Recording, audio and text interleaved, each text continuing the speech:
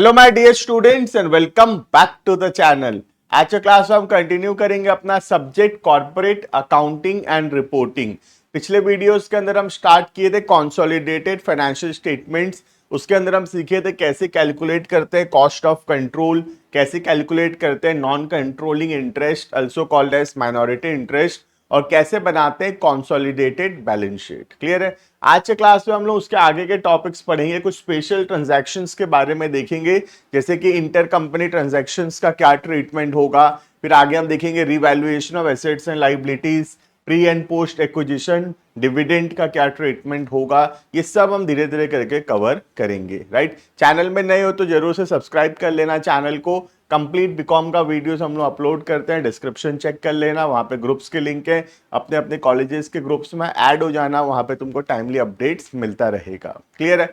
हम आज के क्लास में पढ़ने वाले हैं इंटर कंपनी ट्रांजैक्शंस के बारे में। इंटर कंपनी ट्रांजैक्शंस का मतलब है यहाँ पे transactions between the holding company and the subsidiary company. जैसे कि फॉर एग्जांपल जो होल्डिंग कंपनी है सपोज उसका नाम है एच लिमिटेड, और जो सब्सिडियरी कंपनी है उसका नाम है सपोज एस लिमिटेड। ठीक है। अब ये जो होल्डिंग कंपनी है और ये सब्सिडियरी कंपनी है, इनके बीच में हो सकता है कुछ ट्रांजैक्शंस हुआ हो। जैसे कि फॉर एग्जांपल सोच लो होल्डिंग कंपनी सामान बेचा है सब्सिडियरी कंपनी को ऑन क्रेडिट। ठीक है। तो जो एच लिमिटेड होगा वो अपने डेटर्स में लिखा होगा एस लिमिटेड का नाम, अपने डेटर्स के लिस्ट में ऐड किया होगा, है ना। उधारी में सामान बेचा है एस लिमिटेड को, तो हमको डेटर है हमारा एस लिमिटेड, हमको डेटर से पैसा मिलेगा, तो हम डेटर लिखे हैं यहाँ पे। और एस लिमिटेड क्या लिखा है, एस लिमिटेड अपने बैलेंस शीट में क्रेडिटर्स में लिखा होगा एच लिमिटेड का नाम। बात समझ में आ रहा है। तो एच लिमिटेड के लिए एस लिमिटेड डेटर्स है और एस लिमिटेड के लिए एच लिमिटेड जो है वो क्रेडिटर्स है। क्लियर है। अब जब हम कंसोलिडेटेड बैलेंस शीट बना रहे हैं तो ये डेटर और ये क्रेडिटर्स जो है ये कंसोलिडेटेड बैलेंस शीट में नहीं आएगा, क्योंकि होल्डिंग और सब्सिडियरी अब एक ही है। तो जब हम दोनों एक ही हैं तो एक दूसरे से पैसा लेना या देना ये कैसे पॉसिबल है। राइट। तो ना ही अब ये डेटर बैलेंस शीट में आएगा और ना ही ये क्रेडिटर जो है ये बैलेंस शीट में आएगा। बात समझ में आ रहा है। ये है इंटर कंपनी ट्रांजैक्शंस। कोई भी ट्रांजैक्शंस जो दोनों कंपनी के बीच में हुआ है वो कंसोलिडेटेड बैलेंस शीट में उसको एलिमिनेट करना पड़ेगा। ठीक है। अब हो सकता है एच लिमिटेड जो है लोन दिया हो, तो लोन दिया हो एस लिमिटेड को, तो लोन टू एस लिमिटेड, है ना। और एस लिमिटेड लोन लिया है, लोन बाय एच लिमिटेड। तो अब ये एक दूसरे को लोन दिए हैं। राइट। कंसोलिडेटेड बैलेंस शीट में भी ये दोनों क्या होगा, एलिमिनेट हो जाएगा। बात समझ में आ रहा है। तो जो ट्रांजैक्शंस इंटर कंपनी ट्रांजैक्शंस है, एक के में डेटर है दूसरे के में क्रेडिटर है, एक के में एसेट है दूसरे में लायबिलिटी है, ऐसा जो ट्रांजैक्शंस हैं ये सब कंसोलिडेटेड बैलेंस शीट के अंदर दोनों साइड से एलिमिनेट होगा। क्लियर है। और भी ट्रांजैक्शंस हो सकता है, जैसे कि फॉर एग्जांपल सोच लो बैलेंस शीट में यहां डिवेंचर्स है ना, डिवेंचर्स इशू किया है एस लिमिटेड, और वो डिवेंचर कौन खरीदा है, एच लिमिटेड। तो एच लिमिटेड के इन्वेस्टमेंट में है, इन्वेस्टमेंट इन एस लिमिटेड डिवेंचर्स। ठीक है। तो ये भी इंटर कंपनी ट्रांजैक्शंस हुआ। यहां पे डिवेंचर्स हटेगा बैलेंस शीट से और ये इन्वेस्टमेंट हटेगा, और ये कंसोलिडेटेड बैलेंस शीट में दोनों साइड से ये हट जाएगा, from the asset side and from the liability side. Clear है। इसको बोलते हैं इंटर कंपनी ट्रांजैक्शंस। देखना, in preparing consolidated balance sheet, common transactions appearing in both the balance sheet of the holding and subsidiary company should be eliminated. ऐसे transactions को क्या करना पड़ेगा, eliminate करना पड़ेगा। राइट। पहला, goods sold on credit by the holding company to the subsidiary company और vice versa, है ना। मतलब कोई भी किसी को भी उधारी में सामान बेचा है, या तो होल्डिंग बेचा है सब्सिडियरी को या सब्सिडियरी बेचा है होल्डिंग को। तो एक के में डेटर्स है और दूसरे के में क्रेडिटर्स है, ठीक है। एक के में डेटर है, दूसरे के में क्रेडिटर्स है। तो यहाँ पे ये डेटर्स कंसोलिडेटेड बैलेंस शीट से हट जाएगा और ये क्रेडिटर्स भी कंसोलिडेटेड बैलेंस शीट से हटेगा। क्लियर। इसका ऑपोजिट भी हो सकता था। ऑपोजिट क्या होता? एस लिमिटेड में डेटर्स है और एच लिमिटेड में क्रेडिटर्स है, ठीक है। मतलब एस लिमिटेड सामान बेचा है एच लिमिटेड को, ये भी पॉसिबल है, या फिर एच लिमिटेड बेचा एस लिमिटेड को, ये भी पॉसिबल है। दोनों से फर्क नहीं पड़ता, दोनों ही इंटर कंपनी ट्रांजैक्शंस है और दोनों ही एलिमिनेट होगा। क्लियर है ये? तो ये हो गया गुड्स सोल्ड ऑन क्रेडिट का, ठीक है। दूसरा होगा बिल्स ड्रॉन। एक के में बिल्स एक्सेप्टेबल है, मतलब बिल्स रिसीवेबल है एक के बैलेंस शीट में, और दूसरे के बैलेंस शीट में वही चीज बिल्स पेएबल में खड़ा है, ठीक है। तो अब जो कंसोलिडेटेड बैलेंस शीट बनेगा उसमें बिल्स रिसीवेबल और बिल्स पेएबल ये दोनों नहीं आएगा। क्लियर है ये? देखना, bills drawn by one company and accepted by the other company are eliminated while preparing consolidated balance sheet. तो जो भी बिल्स ड्रॉ हुआ है वो एलिमिनेट हो जाएगा। But the bills discounted and endorsed will continue to appear as a liability because the company which has accepted such bill will have to make payment. लेकिन अगर हम बिल को कहीं एंडोर्स कर दिए हैं, सपोज मेरे पास बिल रिसीवेबल था, मैं उस बिल को किसी पर्सन को ट्रांसफर कर दिया हूं, एंडोर्स कर दिया हूं, या फिर उस बिल को मैं बैंक में ले जाके डिस्काउंट करवा लिया हूं, तो अब ये एलिमिनेट नहीं होगा। क्लियर है? तो जब कोई भी बिल या तो एंडोर्स हो चुका है या ये तुम्हारा डिस्काउंट हो चुका है बैंक से, तो वो एलिमिनेट नहीं होगा, क्योंकि उसका पैसा तो देना ही पड़ेगा। लेकिन जो बिल रिसीवेबल और बिल्स पेएबल है खाली, वो अभी तक कुछ एंडोर्स नहीं हुआ है, कहीं डिस्काउंट नहीं हुआ है, ऐसे बिल्स जो है वो एलिमिनेट हो जाएंगे in the consolidated balance sheet. Clear है ये?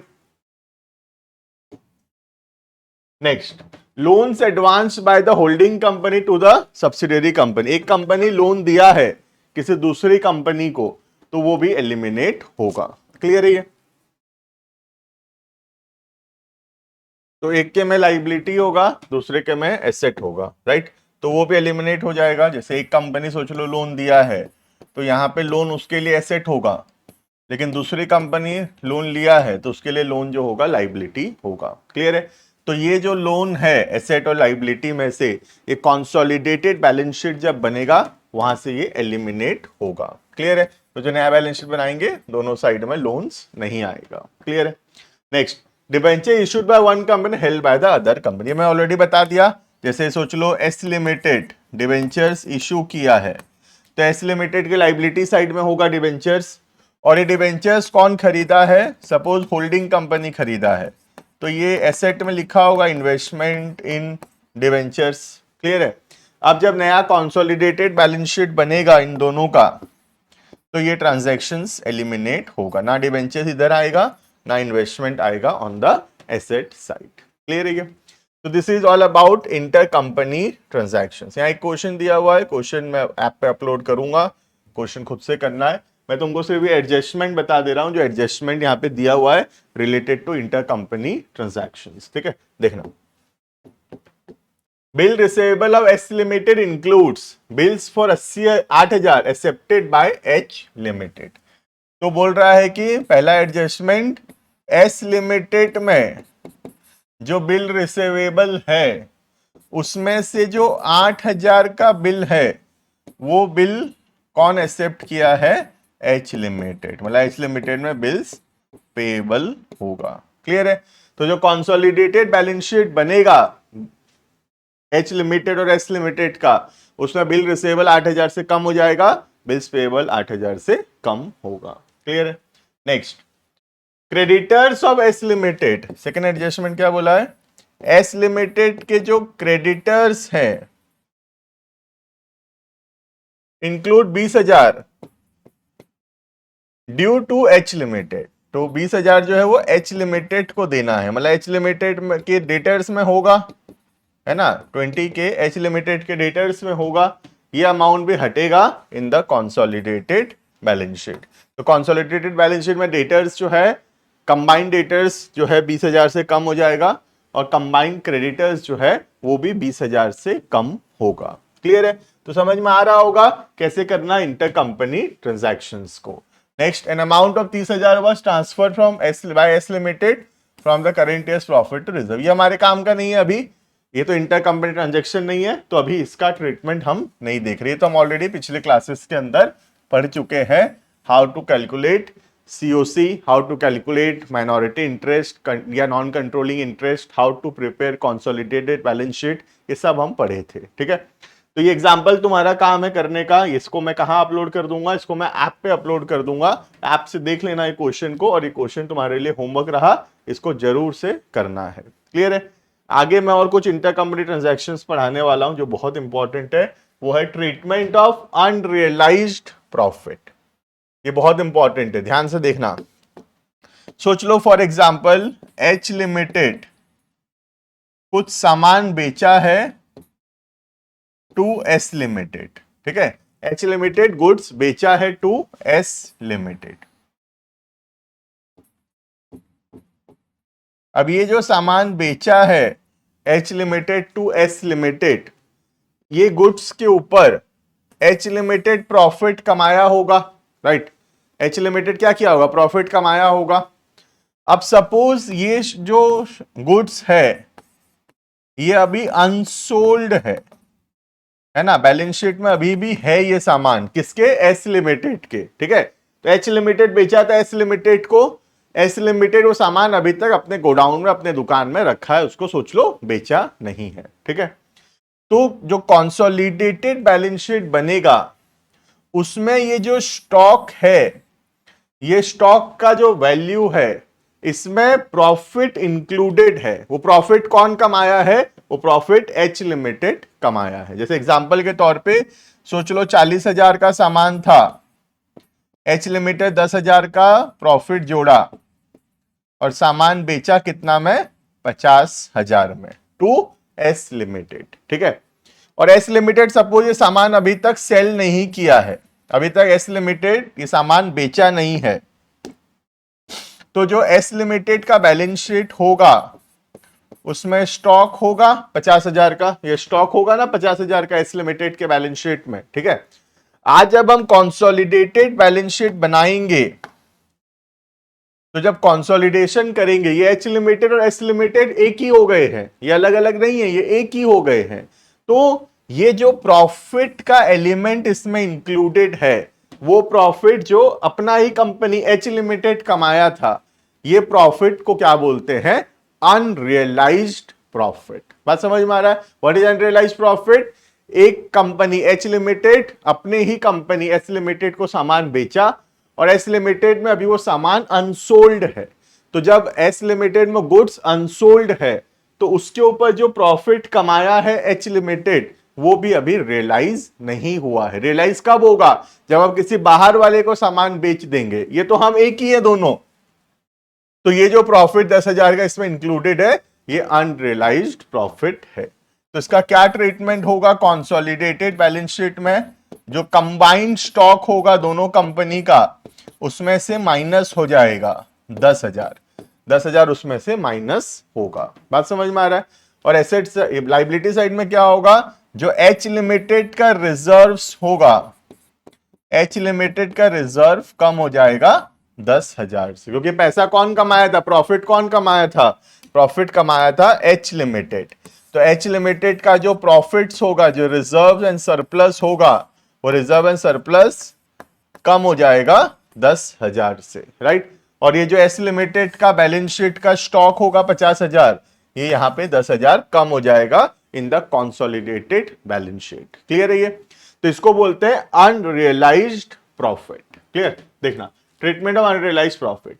If goods sold at a profit by the subsidiary to the holding और by the holding to the subsidiary, दोनों हो सकता है, या तो ये इसको बेचा या ये इसको बेचा, उससे फर्क नहीं पड़ता। ठीक है, remain unsold at the close of the financial year, वो सामान क्या होना चाहिए? अनसोल्ड होना चाहिए। ठीक है, the profit charge by the company on unsold goods remain unrealised. तो ये जो अनरियलाइज्ड है, अनसोल्ड गुड्स के ऊपर जो प्रॉफिट कमाया है होल्डिंग कंपनी इस एग्जांपल में, वो अनरियलाइज्ड प्रॉफिट होगा। In such a case, it is not proper to credit the surplus account with such unrealized profit. So a stock reserve is created and profit is reduced. तो पहला treatment क्या होगा, H limited का profit हम reduce करेंगे, ठीक है, पहला treatment. Second, such unrealised profit has to be eliminated from the consolidated balance sheet in the following manner. कैसे एलिमिनेट होगा, दूसरा ट्रीटमेंट यहां बताया, देखना. पहला, the unrealised profit should be deducted from the surplus. ये चलो, ये पहला ट्रीटमेंट हो गया, फिर से बता दिया है. एच लिमिटेड का जो सरप्लस है, जो कंपनी सामान बेचा है, मेरे एग्जांपल में एच लिमिटेड सामान बेचा था, तो एच लिमिटेड का सरप्लस कम हो जाएगा, ठीक है. दूसरा, deducted from the value of stock in trade. दूसरा ट्रीटमेंट क्या होगा, स्टॉक से वो चीज रिड्यूस होगा. क्लियर है. Next, for example, H Limited purchased from S Limited goods of value 50,000 on which S Limited has charged a profit of 25% on cost, ठीक है, and goods worth 20,000 remain unsold at the end of the year. पहली बात तो देखना, ये जो है ये सेलिंग प्राइस है, ठीक है, और ये 25% ऑन कॉस्ट दिया है, ये कॉस्ट के ऊपर है. तो पहली बात तो अगर मुझे प्रॉफिट ऑन सेल्स निकालना है तो कैसे निकलता है प्रॉफिट ऑन सेल्स, देखना. 25 ऑन कॉस्ट बोला है तो बाय 125, मतलब 1/5 विच इज 20% ऑन सेल्स. बात समझ में आ रहा है. अगर 25% कॉस्ट पे है, मतलब 100 रुपए का सामान, सपोज 100 रुपए कॉस्ट प्राइस है, एग्जांपल देता हूं, एक समझ में आएगा तुमको और बेहतर. सपोज कोई चीज का कॉस्ट प्राइस 100 रुपए है, उसमें हम प्रॉफिट कमाए ऑन कॉस्ट 25%, मतलब कितना रुपया कमाए, 25 है ना, 100 का 25%, तो सेलिंग प्राइस कितना होगा, 100 + 25, 125. इतना समझ में आ रहा है. अब मैं प्रॉफिट को जब रिप्रेजेंट करूंगा as a percentage of cost, तो 25 जो है 100 का कितना परसेंट है, 25%, राइट. बट ये 25 जो है, ये 125 का कितना परसेंट है, 20. 25/125, 20%. समझ में आ रहा है. तो प्रॉफिट को जब रिप्रेजेंट किया जाता है as a percentage of cost, तो उसका फ्रैक्शन अलग होगा, as a percentage of sales का फ्रैक्शन अलग होगा. तो ऑन कॉस्ट अगर 25% है तो ऑन सेल 20% होगा. क्लियर है. तो हम 20% प्रॉफिट कमाए थे, कितना का सामान अनसोल्ड है, 20,000 का. तो हम निकालेंगे अनरियलाइज्ड प्रॉफिट. 20,000 का सामान अनसोल्ड है, उसके ऊपर 20% ऑन सेल्स हम कमाए थे, तो कितना रुपए कमाए थे हम लोग, 4,000 रुपए. ये 4,000 क्या है, ये अनरियलाइज्ड प्रॉफिट है. इसका क्या क्या ट्रीटमेंट होगा. पहला ट्रीटमेंट हो गया, प्रॉफिट कौन कमाया है, होल्डिंग कंपनी, तो होल्डिंग कंपनी का जो रिजर्व्स होगा वहां से माइनस होगा. दूसरा, सब्सिडियरी कंपनी के अंदर जो गुड्स होगा वहां से ये माइनस होगा. ये कहां होगा, इन the consolidated balance sheet. Stand alone balance sheet में नहीं करना है कुछ भी. स्टैंड अलोन बैलेंस शीट का एडजस्टमेंट कुछ होता ही नहीं है, वो तो जैसा है वैसा है, ठीक है. हमको किसका एडजस्टमेंट करना है, हमको करना है in the consolidated balance sheet. Clear है ये. This is all about the treatment of unrealised profit, treatment of inter company transactions. Clear है ये. बाकी अभी और कुछ टॉपिक्स बचे हुए हैं, जैसे revaluation of assets and liabilities पढ़ेंगे हम लोग, और एक treatment of pre and post acquisition dividend पढ़ेंगे. ठीक है. तो दो मेन टॉपिक्स इसमें बचे हुए हैं, एक हो गया revaluation of assets and liabilities, दूसरा pre and post acquisition dividend. मिलते हैं आने वाले क्लासेस के अंदर, दोनों टॉपिक्स को कंटिन्यू करेंगे, कंप्लीट करेंगे, क्वेश्चन प्रैक्टिस करेंगे. बहुत अच्छे से हम प्रिपेयर कर रहे हैं. चैनल में नए हो तो सारा वीडियो सीरियली देखना, पूरा कंप्लीट प्रिपरेशन हो जाएगा. राइट. मिलते हैं आने वाले वीडियो में. Thank you and bye bye.